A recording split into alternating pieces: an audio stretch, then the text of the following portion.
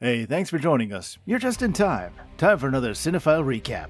Now today, we'll be narrating a biblical drama movie called Samson. Spoilers ahead, so proceed with care.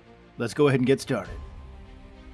Now the movie begins with a tale of how Samson freed the Hebrews from the cruel rule of the Philistines. Samson, empowered by God with supernatural strength, often brings harm to himself with his impulsive decisions. After eventually being betrayed by a wicked prince and a beautiful temptress, Samson turns to his God one last time, and then a true miracle happens. Now before we tell you all about it, feel free to subscribe to this channel and like this video. Stick with us to the very end to get all the hairy details. It helps us grow a great community and enables us to strive for the best quality content just for you guys. So without any further ado, here's some of that great quality content right now. Now the movie begins with the voice of Caleb. He reveals that after God delivered the promised land, many of the tribes forgot his blessings and turned their backs on God. Taking full advantage of the situation, the Philistines arrive at the weak and divided Hebrews and manage to enslave them. Now, the only hope is that a man will rise and set the people free. The movie opens in Gaza. In a temple, the Philistines of Gaza are celebrating the gifts Hebrews have brought for them. One of the guards finally settles down to get some rest. Behind him, Caleb, one of the Hebrews, enters the storeroom and steals food. One by one, he steals the package and hands it over to Samson. One of the Philistine soldiers notices Samson. The soldier asks Samson what he's doing there. Samson replies that he's waiting for the master, who is praying in the temple. The soldier then asks why he's covering his face if he's waiting for the master, and orders him to remove the hood. Samson does as he's instructed. Realizing who Samson is, they command him to go with them. Samson attacks him and flees the scene. In the village, the Philistine king Balak's son, Rala, and his soldiers are tormenting the villagers and mindlessly stealing their yield. Samson's parents are among the victims. One of the villagers, Tobias, pleads for Rala's mercy, and Rala instantly kills him. When Samson and his brother arrive at the village with their loot, his parents inform him about Tobias. Samson's father reminds him of his responsibility. He reminds Samson to remember the prophecy that Samson's own tribe of Dan was chosen by the living God to be his hand of vengeance. Reluctant Samson doesn't want to get involved and shrugs off his parents. Presently, Samson only likes fighting in the pit and riddles. King Balak hears about the prophecy on Samson and orders Rala to investigate the matter. Rala bribes one of the Philistine lords to challenge Samson for a fight to draw him out. Samson falls for the bait. He joins the fight and beats the Philistine fighter.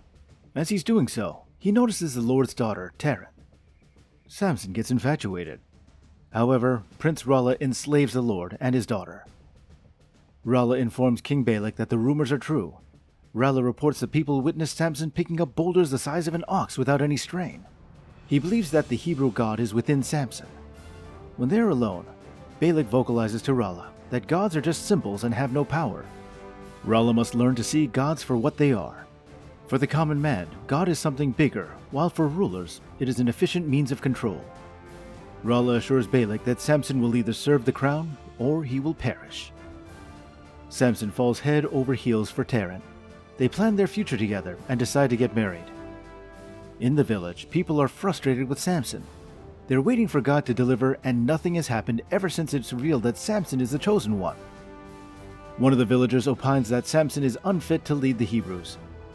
Another one is puzzled and questions how the omniscient God has chosen a barbarian who chases after women like it's his birthright. At his home, Samson declares his interest to get married. When the parents ask for the details of the girl, Samson reveals that she's from Timnah. Samson's parents are against marrying a Philistine. Haughty Samson is peeved and leaves the house in anger.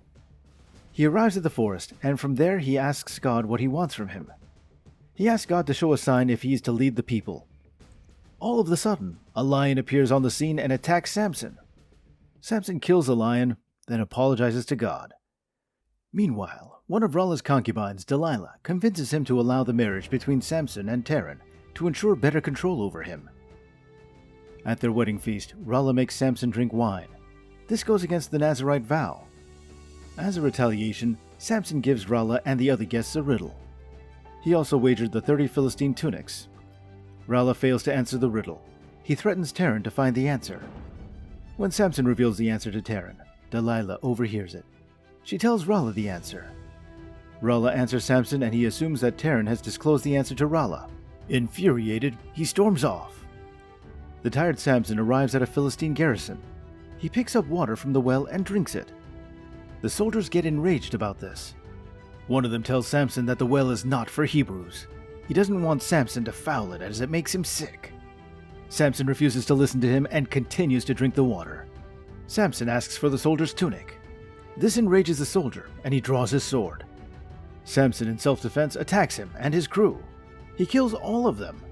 In order to take the man's tunic, Samson is forced to touch the dead body.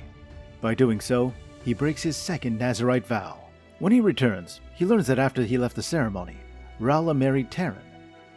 Samson is once again infuriated. He finds a family of foxes in a cave. Still mad at Rala, Samson attaches firebrands onto the foxes and uses them to destroy the Philistine grain fields. An angry Rala watches the fields burn. As a retaliation, Rala brings up Taryn and her father and then throws them onto the burning fields, killing them. Feeling defeated, Samson returns to the cave. The Philistine army arrives at Samson's village.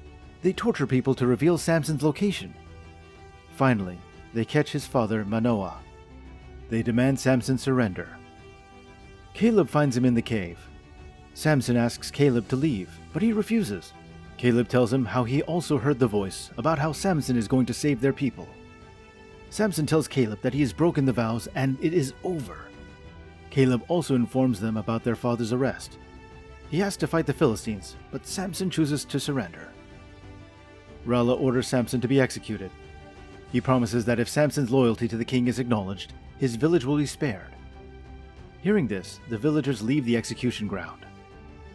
When they're close enough and no one else can hear him, Rala tells Samson that before Samson's head hits the ground, he will burn Samson's village. He then tells Samson that his father will be waiting for him in heaven. Rala gives the order, and then one of the soldiers stabs Samson's father. Samson prays to God. He gets his strength back. He frees himself and then kills the executioner. Rala draws his sword out and asks soldiers to attack Samson. Samson, with the blessing of God, kills thousands of the Philistine army using the jawbone of a donkey. He even attacks Rala and knocks him down. But somehow, Rala survives the attack. Back at the castle, Rala tells Balak that Samson has the strength of a god. Balak then inquires if Rala saw Samson bleeding. When Rala says yes, Balak yells at him, saying that if there was blood, then Samson is not a god. He asks Rala to make a deal with the Hebrews that the Philistines won't retaliate if Samson agrees to end his violence. Disappointed and sad, Rala comes back into his room and destroys his room while Delilah watches. When Delilah asks why he's risking Dagon's wrath, Rala tells her that he's not afraid of Dagon or his father, but he has seen a real god in a real man and wants that power. He tells Delilah that she will help him. The villagers anoint Samson as a judge and protector of the people. After the incident, the king never sends an army, but they still keep on stealing the Hebrews' food. As punishment, Rala is sent to lead campaigns in Egypt and later returns. Upon his return, the violent robbery starts again, and it's pushed to the point of starvation. The people in the village complain to Samson. They demand war against the Philistines. Samson, however, opposes the idea. He articulates that the villagers have suffered enough and tells them that he will go to Gaza to negotiate peace. Caleb lashes out at his brother, saying what Samson calls peace is starvation for the villagers. He tells Samson that God did not send him to play politician, but to lead the people in the war. Samson arrives at the Philistine capital. He meets Balak. Balak rejects Samson's offer for peace. Rala decides to use Delilah. She is tasked with finding Samson's weakness. She meets Samson at a brothel, where he was tricked into coming. Delilah tells Samson that his life is in danger because everyone in the city knows about his presence.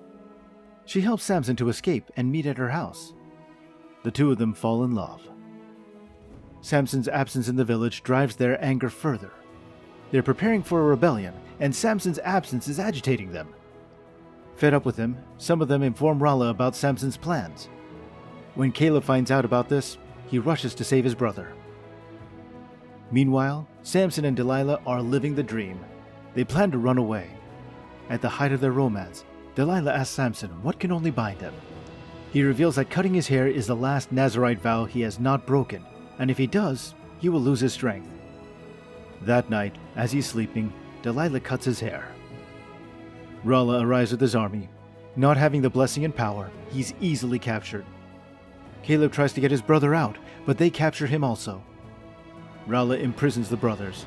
When Balak learns about Samson's capture, he asks Rala to kill him immediately. Rala opposes this plan.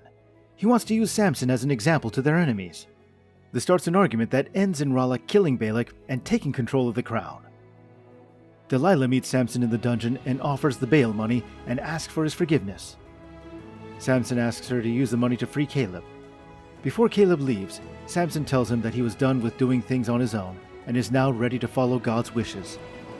He asks Caleb to tell the Hebrews to prepare for the capture of the city. As the movie closes in on the final moments, it really turns exciting. When Rala learns that he can never have Samson's power, he decides to make a sport out of Samson. He brings Samson to the temple where he's allowed to be abused by the Philistines. Caleb also arrives and monitors Samson. Out of her remorse, Delilah also turns up. Samson prays to God for one last time and is blessed with his strength back. He pushes on one of the pillars. The building collapses, and so does Dagon's statue. Samson, Rala, and Delilah are killed in the incident. Caleb escapes and rallies the Hebrews to the city, as his brother had asked him to. In the final scene of the movie, we see a young shepherd boy, David, stepping out onto the battlefield and challenging an undefeatable Philistine giant, whom Caleb believes is the Hebrew king God has chosen to protect his people. Well, that epic tale is thousands of years old, but this channel is pretty new in comparison, so why don't you go ahead and subscribe to our channel, like the video, send us comments, tell us what you think. We'd love to hear from you. Well, that's all for now, so we'll see you in the next recap.